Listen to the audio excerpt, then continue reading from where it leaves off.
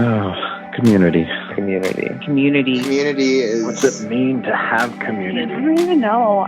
Community is such a hard word now. It seems to be the thing that everyone is chasing, but very few people know how to be a part of anymore. You know, it's a place where you experience life with one another and know you're accepted. We need community. If you're not known, you cannot be loved. But we're definitely coming at this from different places. Well, welcome to the Grounded Presence Podcast. I'm your host, Daniel Powell, and it's a new year, and it's off to an interesting start, to say the least. Oh, you know, it's hard to know what to make of all these events that have transpired over the past year, because only time is going to tell. But in spite of all that, there's this Chinese proverb that I absolutely love, and I recently encountered it again. And here's what it says, is that it's better to light a single candle than to curse the darkness. You know, and I just read that recently, and I said, gosh, you know, what a profound statement that is for us and for our society right now. And what if this was the energy that was guiding our actions? You know, the energy to just let the darkness be dark and focus all of our energy on lighting the candles, you know, of bringing some value into the world rather than opposing that which we would just rather toss into the void. So on today's episode, I've got a conversation with Bart Campolo for you. Now, if you're like me and you grew up in evangelical Christian circles, this name Campolo might sound familiar to you. So Bart is Tony Campolo's son, and Tony Campolo is this big figure in evangelical Christianity. He's a pastor, author, but Bart, unlike his father, he left faith and he left the church some 10 years ago. And he may have left the church, but his core mission is really the same on either side, and that's one of bringing people together. And that work of bringing people together in community that he once did as a crusader for Christ, he now does as a super loving humanist. And in this conversation, you'll see that he's not one of these humanists who just has an axe to grind against faith. He's just somebody who's found that a more humanist, a more naturalist philosophy, less supernatural, gives his existence more meaning. He's someone who is focused on lighting candles in these humanist circles that he engages in, rather than cursing the people that live outside of those circles. So he's somebody who I really admire, and he's also someone who's offered me a very important perspective along my own journey. We recorded this conversation back in February 2019, and I had an absolute blast talking to him. And I hope you have just as much fun listening.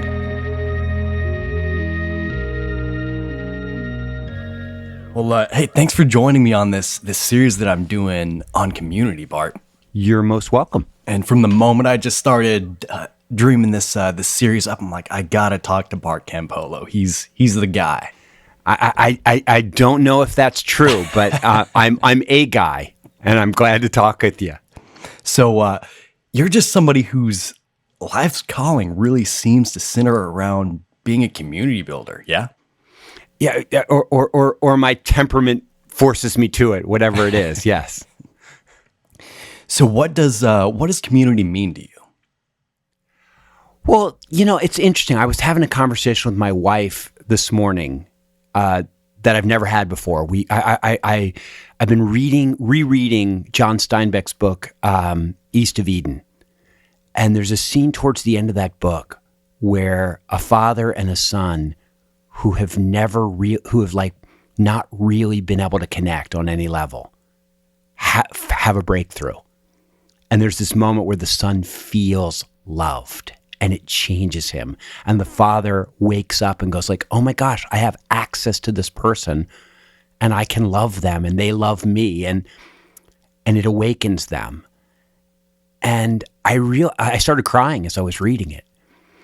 And I said to my wife, like, all these years I've been doing all this stuff where I've been trying to help people and do ministry. I said, sometimes I think as a younger person, it was really about trying to jam down people's throats my way of being. Because I thought like they needed to, like, I kind of had this Christian ideal of there's one right way to be. And I'm trying to be that way, and I'm going to try to help other people try to be that way. And sometimes, especially when I was working in the inner city, I was trying to get people to do things that it wasn't in their nature to do and be in ways that it wasn't. But as I was reading this passage, I thought, the older I get, it's so much less for me about trying to get people to live a certain way. And it's so much more just the pure joy when I see two people love each other, when I see that connection. And for me, community is all about creating a context where people can connect and feel loved and have the joy of loving another person. And there are a lot of different ways to be connected. And there are a lot of different forms of love, which I didn't understand as a younger person.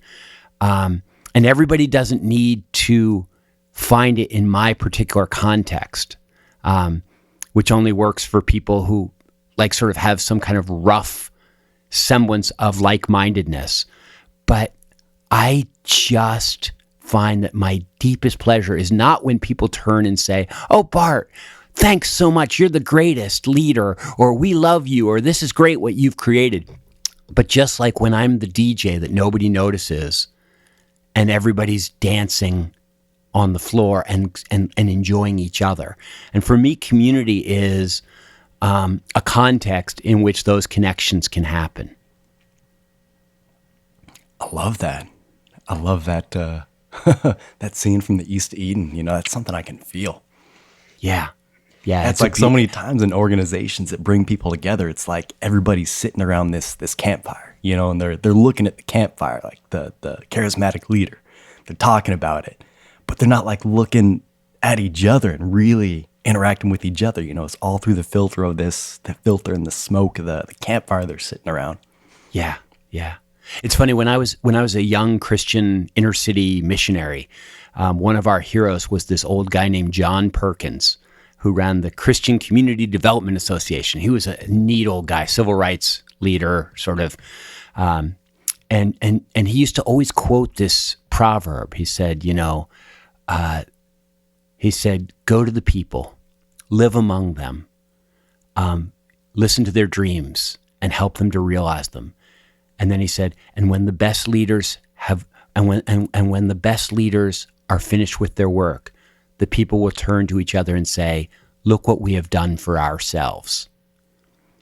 And it was this idea that a really good leader you wouldn't notice. A really good leader would sort of fade into the background, and people would just go like, wow, look what we've done here. And I think that a good community builder, in some sense, fades into the background too. And people feel more connected to their families, more connected to their friends. They meet new people, and they go like, wow, we have such a cool friendship, and I love the way you dance, and I love listening to you tell jokes. And they don't realize that somebody created a context in which that happened, that somebody built the bar in which they met, that somebody served the food around the table at which they discovered each other. And I think that that's a big part of it, is just learning that there are certain settings and there are certain ways of interacting that are more likely to spawn love. And as a community leader, that's the community building is all about, and it's about creating that context. It's about putting ideas out there and teaching people skills. But in the end, once they learn the skills, I've been driving for 35 years now, more than that. I know somebody taught me to drive, some driver's ed guy. I don't remember him at all. I don't even know his name. Well, I want to come back to those skills. But right now, I want to introduce you a little more generally for those people that don't know your name. So you have a past as a Christian minister, and you did community building and that for a large part of your life, and now you're a humanist minister, even in a official capacity at University of Northern Cincinnati. Is that it? No, there's no Northern Cincinnati. There's just Cincinnati. University of Cincinnati. Yeah. Yep. And what's funny is I'm not even in an official capacity. I am a volunteer chaplain at the University of Cincinnati, which means I try to love and create community among college students there. But the university, it's a public university. They're not paying any of the religious leaders. The Baptist leaders are paid by the Baptist Church, and the Catholics are paid by the Catholics, and we humanists aren't paid by anybody because humanist community doesn't have that kind of infrastructure. Cool. Yeah, it definitely doesn't. Now, I've heard you talk about this interesting position that you're in, trying to create community in a realm that virtually has no structure. Yeah, I mean, it's weird. Like, on one level, secular humanism is everything and it's nothing. Right. So, like I met a guy a few weeks ago. He's a brilliant guy. He's a MacArthur Genius Grant recipient. Okay, his name is Greg Asbed, and he is down there in Florida, and he has organized. He's worked for the last 26 years organizing farm workers to fight for justice in their workplace. And I mean, he 10 years it didn't work, and then he figured out a new strategy, and now it does work, and it's spread all over the place, and he's brought all these multinational corporations to task. And he wins the MacArthur Grant. He's written up in all these newspapers and magazines, and you go like, oh, humanism has no missionaries. Humanism has no structure. And I go like, Greg Asbed, man, guy's purely secular. He's doing this. He's loving people for the sake of goodness. He's not motivated by anything other than his kind of love for the human tribe. And so on one level, I'll claim him, and humanism can claim Eleanor Roosevelt and everybody else. And Carl Sagan was one of us. And and on the other hand, the American Humanist Association has a very small membership. And I bet Greg Asbed isn't a member. Yeah, just anybody pursuing wonder and wanting to dig deeper into the human experience, you can kind of claim. Right, but it's not organized in such a way that you're a card-carrying member. Although I am a card-carrying member of the American Humanist Association, but like most of the people that share my values and that are committed to my mission in life, I not only don't they know I exist, they wouldn't know that we're part of the same religious community. Right. They're pursuing life's ultimate questions in a way that's remarkably similar to mine, but it isn't codified in the way that Christianity or Islam or Buddhism sometimes is. So you also run a local community out there in Cincinnati that's separate from your what you do at the University of Cincinnati. It's called Caravan. It is. It's funny though, because when I was at USC, because I was the humanist chaplain there in a much more formal role, still unpaid, but like I had an office on the campus and USC business cards, and I had free parking. When I was at USC in LA, it was super easy to build a community for students on that college campus, a private university campus. Everybody lived within 2 miles of each other. It was easy to build a student community, and trying to build a real community of like families, a multi-generational community that wasn't just students, like a student club, was incredibly hard in LA. Here in Cincinnati, building the student community on the college campus has been really hard. It's a commuter school. The kids are way more spread out. It just doesn't, there's not the same, it's not warm enough to like just be out on the campus talking to kids during the daytime. You have to kind of make appointments. But building a church-like community, building this caravan thing that we've got, we call it Caravan, but it's like a church for people who don't believe in God. That's been incredibly easy. There are lots and lots of post-Christians here who miss being part of that kind of a Sunday morning community, and they love having the opportunity to pursue these values collectively in a kind of an organized way. So it's funny because like these days with the college students, the best thing I have to offer them is come to Caravan. Cool.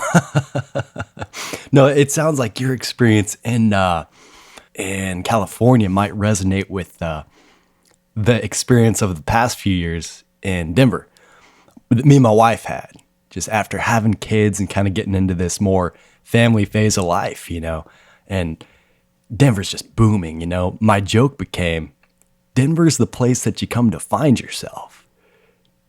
And then you find yourself and you realize you're lonely and then you go back home. Interesting. Do people come and go from Denver that way? Yeah. Oh yeah. Like, especially once people have kids. We only moved from there like 6 months ago, but I was just doing a little bit of Facebook stalking the other day. And I'm like, whoa, there's like 3 people that have already left, Yeah. that were like in my circle. There are places that are more or less easy to build connections. And, it's interesting because Los Angeles, I often say a big part of the difficulty there is just the cost of housing means that it's almost impossible for a group of friends to aggregate in one place. And the traffic means that if they don't live in one place, it's almost impossible for them to get together in an easy way. And so people are in many ways isolated from each other, just logistically. And and it's funny because people will sometimes say like, it's funny, I made these great friendships in college and I've never been able to make friends like I had in college. I guess it's because we were young. And I'm like, no, it's not because you were young. It's because you were all living in one place, eating your meals together. Like you were in constant proximity to each other. And proximity is the key. Have you been able to build that with the Caravan, or is that more of a commuter community? Well, no, that's the thing. Like Cincinnati is a small city. You can get anywhere in 10 minutes and you can always find parking.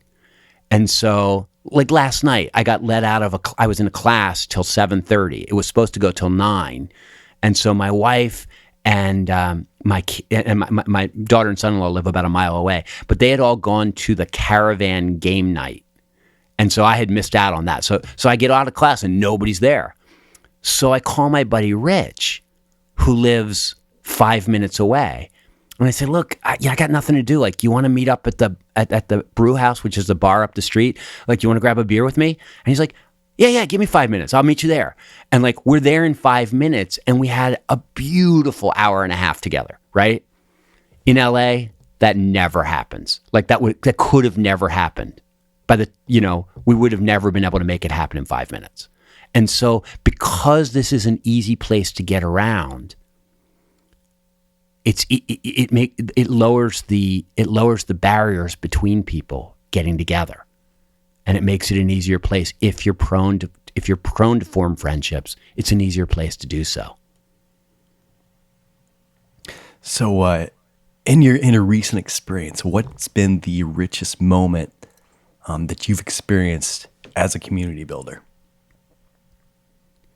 Well, gosh, that's an interesting question. Well, here's the thing. Our Caravan community, what it is it's 5 of us, right, that get together on Tuesday nights and we plan these Sunday morning gatherings. And then we execute them. I mean, we bring in other people to help execute them. But like the 5 of us sort of plan out, like, what's the message? Where's the music going to come from? What's the guided meditation that we'll do at the beginning? If we're going to show a video, if somebody's going to tell a story. And so I realized, we got done on the Tuesday night planning meeting.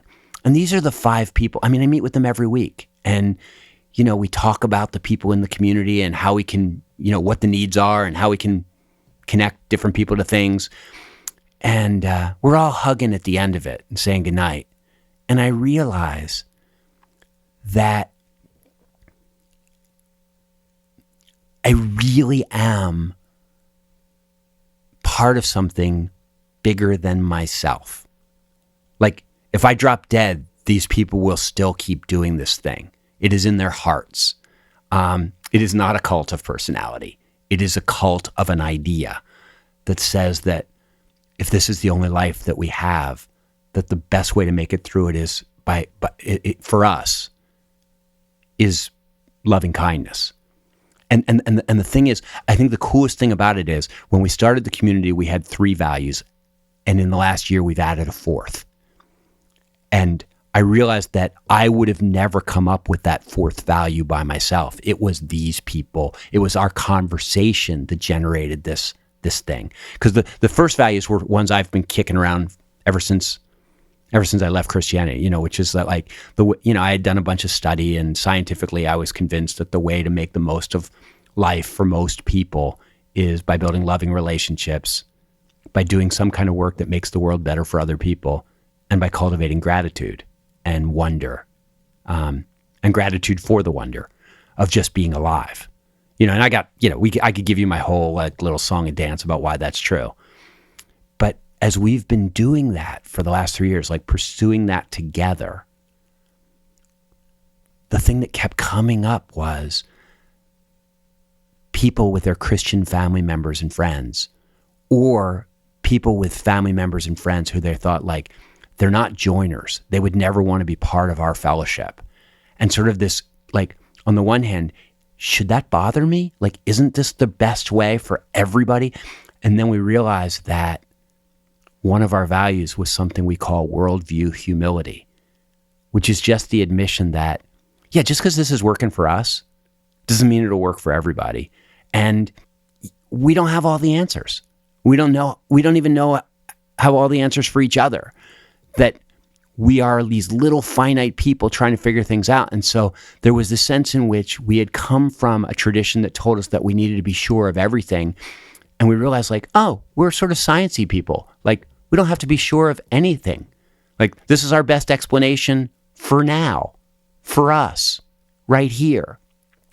And I was hugging these 5 people and going oh my gosh, we've generated an idea together that works for us. We are like a tribe that has discovered fire, or a tribe that has figured out that if you eat this berry, it'll cure your dysentery, or whatever it is the tribes figured out on the savannah.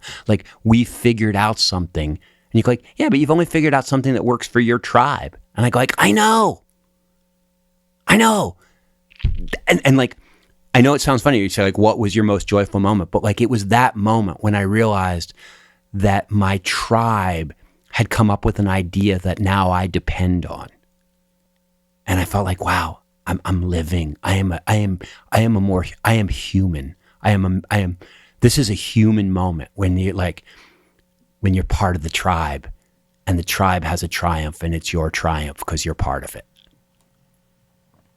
So it sounded like that triumphant moment was kind of a realization that it's just okay to be part of the tribe. Yeah, and that the tribe that's sometimes, which I think I said that kind of minimally, but I think that's pretty profound. But the group, the group can do things that you can't do by yourself. Everybody knows that.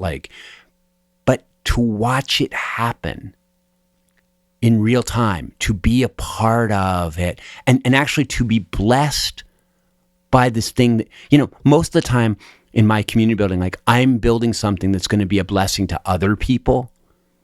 And this is maybe the first time where I go to the Sunday morning gathering, and when it's over, I don't have the satisfaction of having put on a good show for the rubes in the audience, but where I go oh my gosh, that was for me. That was for me too. I'm part of it. I'm not the guy. I'm not the focal point. The magic is in the connections between people, and it generates ideas and experiences that are as rich for me as they are for anybody else in the group. Okay, so the beautiful moment's more the realization that you've helped create something, and it will easily outlive your presence, but you get to enjoy it and put into it. Yeah, and cool. And I remember when I was 15 years old and I wandered into this big youth group where I became a Christian.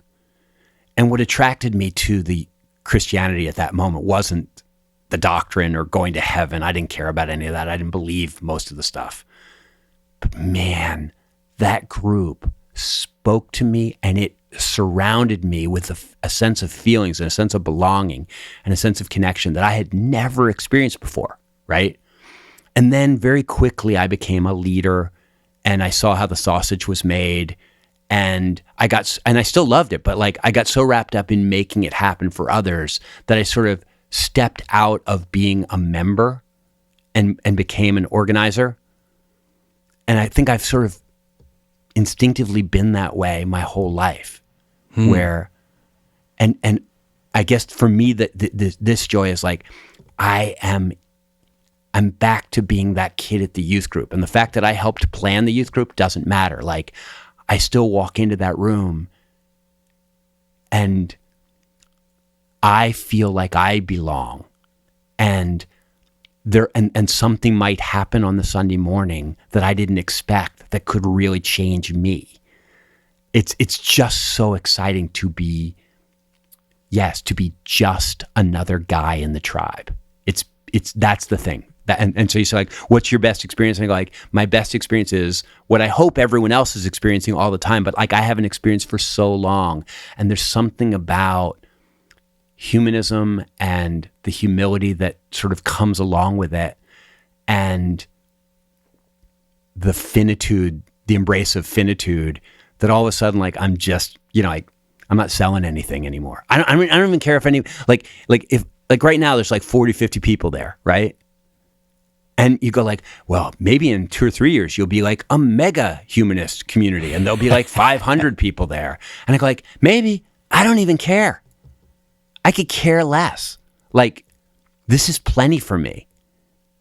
And, because I'm not trying to like convince all these people that don't love what we're doing that they should love what we're doing. I'm just like, we're just doing this thing. And if it works for you, come on in. If your life isn't working for you, maybe this will.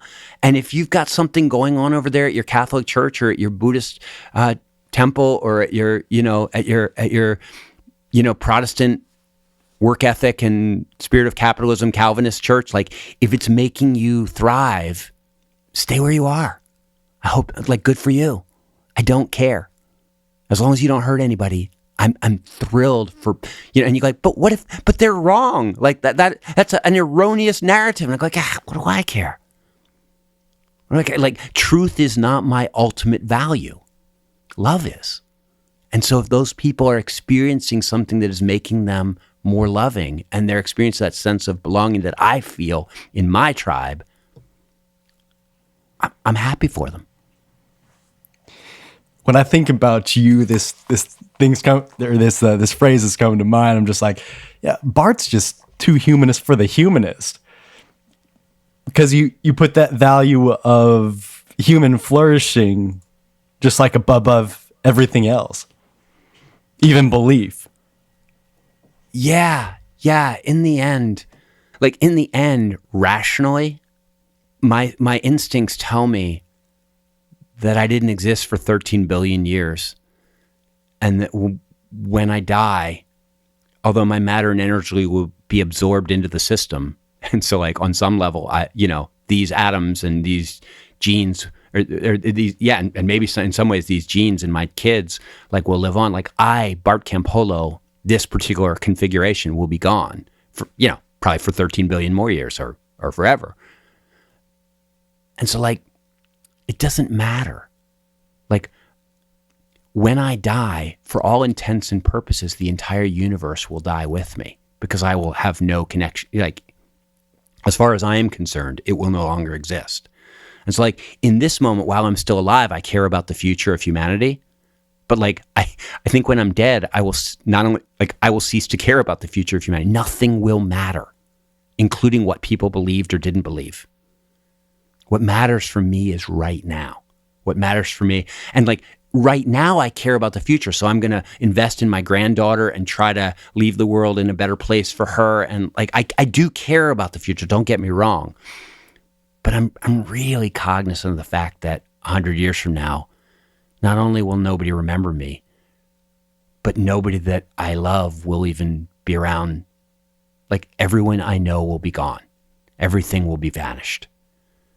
And so, I am. I'm just really, really committed to not worrying at all about the little stuff, but being very, very focused on what makes this life worthwhile is the loving relationships and the experiences of wonder and, good emotions, good consciousness. Like, while you have consciousness, like, I want you to have as much good consciousness as possible. Man, those are just beautiful things you said. And I'm just so happy for you that you've hit that stride where you've gotten like back into that group where you're able to be a part of it. That just sounds like such a beautiful experience. And what's funny is, like, for me it is. For my old next door neighbor, Autumn, who I remember as a teenager, I asked her, like, if you had 15 minutes left to live, what would you want to do with it? And she was like, I would want to go to the Golden Corral buffet and eat for the last 15 minutes. And as a young Christian guy, I heard that and I just wept. I was like, oh, that's all that's so, it's so, and I was like, how do I change you into somebody who wants more, and who's deeper and more thoughtful? And now I look back and I go, like, what an asshole I was. Like, that's fine. Like, for me, it may be that, for her, like, she's not wired up to want what I want. But for a lot of reasons. And if you do you think everybody is deep down though? No, I don't. No, that's the thing. I used to. That's a vestige of my old Christianity, is thinking that, like, deep down we are all created for some higher purpose, or like we all have this, there's this one right way to be. And no, absolutely not. And science would tell you it's not. Like, in terms of like your happiness level, like 50% of your happiness is temperament that's sort of genetically wired into you. Like, some people are not going to be as happy as other people. Ever. No matter what. Like, they may be something more than other people in other ways, but like that kind of, like, whatever you want to call that giddy emotion, they're not going to feel it. They're not wired for it. Autistic people, they're not wired for connection the same way I am. And on some level you go like, oh, that's so sad. And I go like, is it? Is it? It's sad to you because you're wired the way you are, but like, is it sad for them? Or are they, is the real question, how does that person maximize their moment of consciousness according to their own standard, according to their own temperament? And so, this business of like, no, like, I've got the answer here, and eventually I will share it with all of others, and other people will open their eyes and realize that love is the way. Hey, love is your way. Maybe love isn't their way. Well, I mean, on one level, that, like, to say that where I was violates something very deep within me. And I go like, no, come on, love is universal. Love is the, Robert Ingersoll, love is the only bow on life's ship. Like, love is the only thing that matters. And I go like, I'm with you. I'm like you. And so from my perspective, community, love, connection, from our perspective, me and Robert Ingersoll, that's the only thing that matters. But you know what? It is not the same for everybody. And life doesn't feel the same for everybody. And even if it was the same for every human being, it wouldn't be the same for like a snake or for a dog or for, well, maybe for a dog, but not for a cat. Like, they're wired to survive by a different means. And so, like, I still value those lives. And the idea isn't to try to like bend them to be more like me. The idea is, live your life, man. Live your life, snake. Live your life, cockroach. Live your life, person, autistic person. Like, and like, from my perspective, community building, part of community building is recognizing the limitations of community building and recognizing that not everybody's wired for community. Cool. Now it's a bell curve, man. Yeah. I think on the human level, I think it's a bell curve in the sense of like, you say like, yeah, but like, wouldn't the statistics suggest that for the vast majority of people, that loving kindness and doing work that matters for other people and cultivating a sense of gratitude, like, doesn't that work for like most of the people? And I go, like, yep, it sure does. But I'll tell you what, you are going to relate to people really differently if you recognize that this is a very common formula rather than if you think of it as an exclusive formula. I'll say this, I've definitely been a part of some groups that didn't want to go where I wanted to go. And it made for some uncomfortable situations. not necessarily for me, but for other people, you know. And I think the easiest way to make sense of anything as a human is to define them through your own story, you know.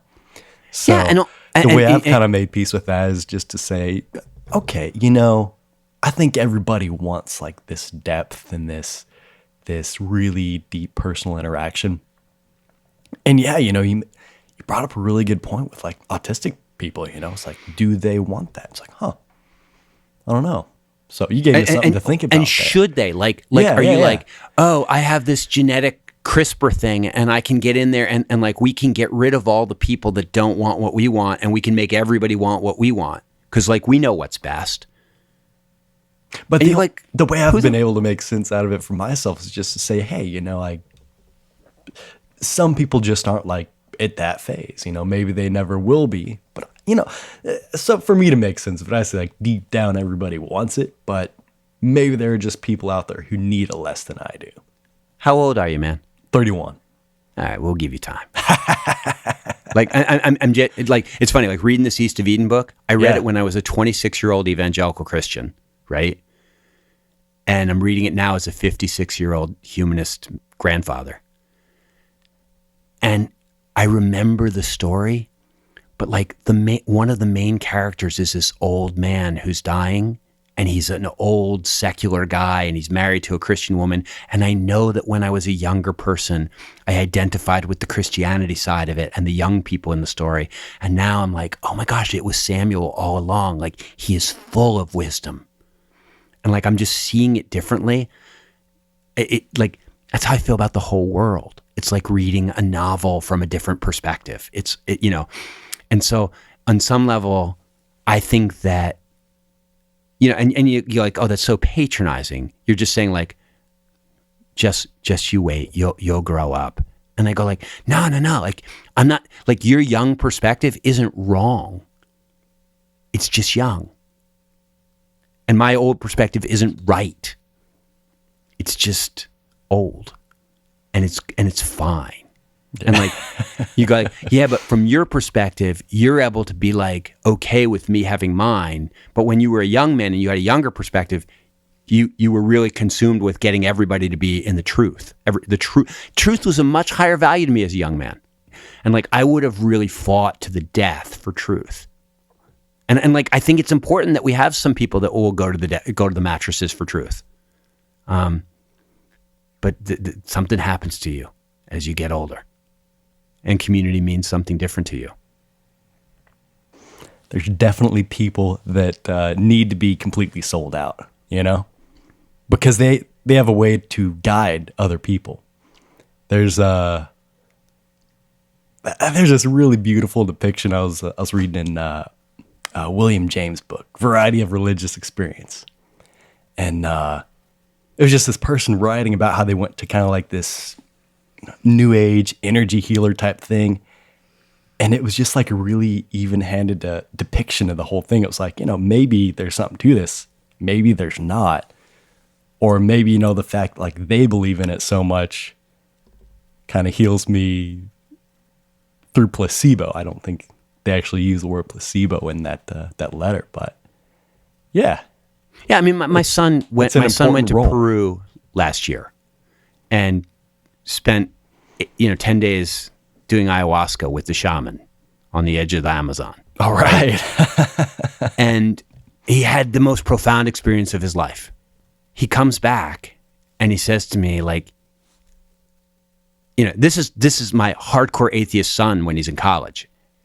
And he still doesn't, he's still on some level, I don't know what he is, but like he comes back and he's like, Dad, your materialism bothers me. He doesn't mean like that I want money. What he means is like that I think there's matter and energy and this is it. I don't really believe in any supernatural force or any life on the other side of this one. And he goes, if you do psychedelics, you will realize that there is consciousness, and that it has a personality. And, he describes this whole experience to me as best he can. And I'm sort of going like, he thinks it's out there. I think what happened to him in his brain, right? It was chemicals sloshing around in his brain.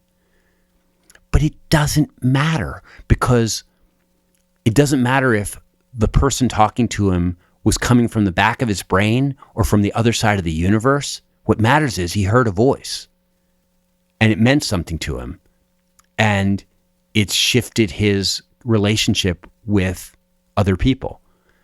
And so he's sort of like, I can't believe you don't believe that there's not that there's something more to this life than what we can see. And I'm like, obviously there's more than we can see, whether it's natural or supernatural. And then he goes, oh, wait a second.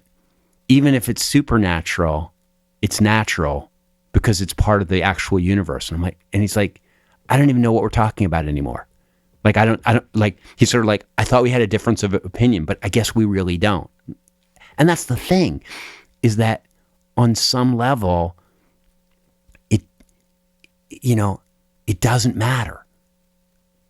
And you'll never know.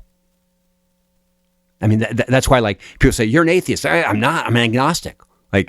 Like technically, I don't call myself an agnostic because it makes it seem like I'm not sure of of my convictions, and I haven't established a way of life, and I really have. But in terms of like the essence of my way of life is this thing where you go like, you'll never know. I mean, that's the basis of all my hope, is that you'll never know. I've recently started calling myself something of a mystical humanist, because it's like deep down, I think I can explain everything. But I'm at my best when I release that and I'm just in wonder of the thing. Deep down, you think you really know. When you're like just like kind of in your head, but I don't want to be in my head. I want to be in my body. When I let go of what I know, I'm more open to experiencing what I need to experience. I haven't used the word God in a really long time, probably like 3-4 years. But I had this experience about a year ago where I was thinking through a story that had happened, and I identified it as God. And what had happened was I grew up in a single parent household. Me and my mom, we were walking to Walmart one day, and we found this folder full of coupons for Albertsons, a grocery store out in Colorado. And it was just pages and pages and pages of coupons for free eggs, free milk, free butter, like all the essentials. Like that book of coupons saved us thousands of dollars as a family, and looking back at that, I just looked at it and all I can say is like, that's a God thing, because it makes a better story, right? To give the universe some agency, to give material agency. Yeah, that's the thing. Like, and it's a good story. It's like, yeah, I don't believe in a God with agency, but yeah, I'm going to explain that story as if the universe, there's a being with agency looking out for me because it makes it more meaningful to me as a person. And it's like, okay, that's fine, And that's it's very human. It's why I call my car Mary. Like it's like, please, baby, come on, start for me. Like, I know better, but like, it's a way of relating to the universe. We anthropomorphize it, and it makes it in some ways more bearable to us, or more exciting or interesting to us. And like, people have always done that, and so yeah, like on some level, and that's the thing. Like, even when you know what you're doing, like, because like on a mathematical level, like somebody lost their coupons, right? Right. Somebody's, somebody's going to find, like, for somebody that was a terrible day. Like, I lost all my coupons, but So mathematically, you just know that, like, yeah, somebody wins the lottery every day. And you're like, yeah, but if you win it, doesn't it feel like a miracle? And you're like, yes, it does. Yes, it does. And that's such, and that's our minds and reshaping reality in a way that makes us able to take it in, makes us able to handle it. It's why we tell stories about things we don't understand. It's where all the religions come from, on some level, is people telling some stories to make sense of instincts that they've developed. Like, our moral codes develop in social life, and then you sort of go like, but like, we got to find a way to codify them. We got to find a way to explain them to our kids. We've got to find a way to spread them out. And so we create something around them. But the deep impulses, and the fact is, like, it was a beautiful thing that you found those coupons. It's a beautiful thing.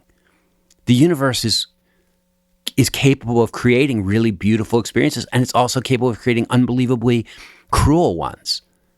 And so what we tend to do is like, let's bifurcate it. Like let's have there's a good side of the universe that we like, and there's a bad side that we don't like, and eventually you give those things names. And but it's fine. It's fine. Like, as long as it doesn't get out of hand. Back to William James here. Something else I was reading that he wrote that just like blew my mind about a year ago was that as people age, it makes sense for them to return to like a belief where they anthropomorphize the universe, because as you age, you get less social, and you need something to rely on, like, that's not a relationship. You need an idea to rely on. I was like, oh yeah, I probably will maybe surrender to that a little more. It's funny. I hadn't heard that truth, but that's a really good insight. Hey, I got one insight for you before I go. Okay, because I know we got to wrap this thing up. Here's this insight: is that while there are a variety of worldviews that will work for a variety of different people, and it's good to be humble about your own, not only because like you're probably wrong in some ways, but also because like the reason you believe in yours, the reason you buy into yours is due to factors completely beyond your control. It's like if I had been raised in Afghanistan, I wouldn't have become an evangelical Christian at 15. I probably and if I had the same temperament, I probably would have become an evangelical Muslim. That depending on the family you're raised up in, depending on the genes that you get, there are all these things, the intelligence that you're endowed with, like, are going to depend. Those are all going to shape your worldview. So like, the humility just makes sense.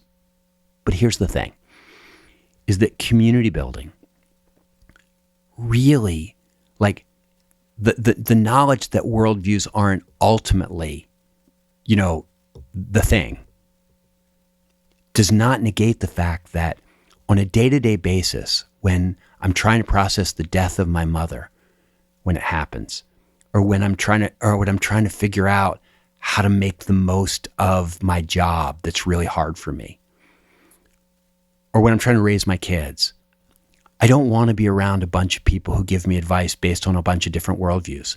Not because like it's evil, but because it's distracting.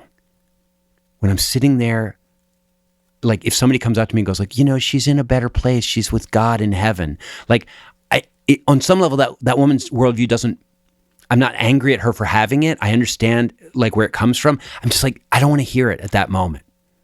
And that's where community building comes in, is that communities do get built around worldviews. And it's important to find a community or to create a community where people sort of share the same narrative, not because the narrative is of ultimate importance, but because on a practical level, sharing the same narrative makes it easier to connect. In the same way that like living in a city where there's not so much traffic makes it easier to connect, and and living in a place where you can afford to buy a house near your friends, that makes it easier to connect. Sharing a worldview, in a sense, enables you to vault over some of the distractions and get at the real stuff of love. And so that's why it's not important that everybody join my community, but it's important that there be a community for people like me. And there needs to be, And that's why I really encourage people to build communities and to not try to drag people into them that don't fit, but rather to be really good about finding the people that do fit. Because it's really, there's something beautiful about talking about relationships and talking about work and talking about parenting with people who understand life and death and where we come from and what happens when we die the same way that you do. That's why I'm not a Unitarian Universalist. I don't want to be a part of a community where all worldviews are welcome. I want to be with people that are like me. Yeah, there's a thought. There's a thought you can mess with. Yeah.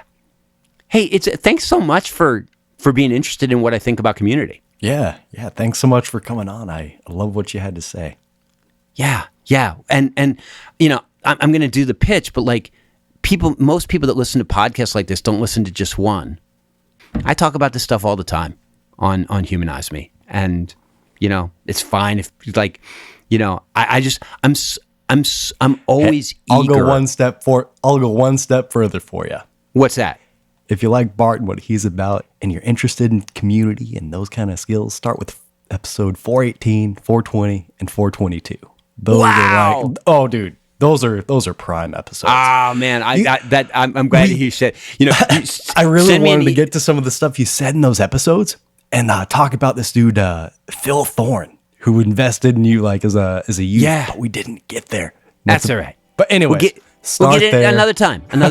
Start another there time, if you're man. interested in Humanize Me podcast. Hey, great show. This is fun talking with you, and we'll talk again sometime down the road. Thanks for taking the time, Bart. All right. All right, my friends, there you have it. Bart Campolo. It's just such a refreshing perspective. In these days when we seem so set on dividing ourselves, rather than coming together. And there's just something so unifying in his philosophy of realizing our differences and, the differences in what we may even need individually as humans and finding a way to come to terms with those. Well, I'll be right back here in 2 weeks with something fresh and different I've been working on. It's an episode, one that I'm really excited about. So subscribe to the show, join me then. But for now, stay safe out there, stay sane, and most importantly, stay curious.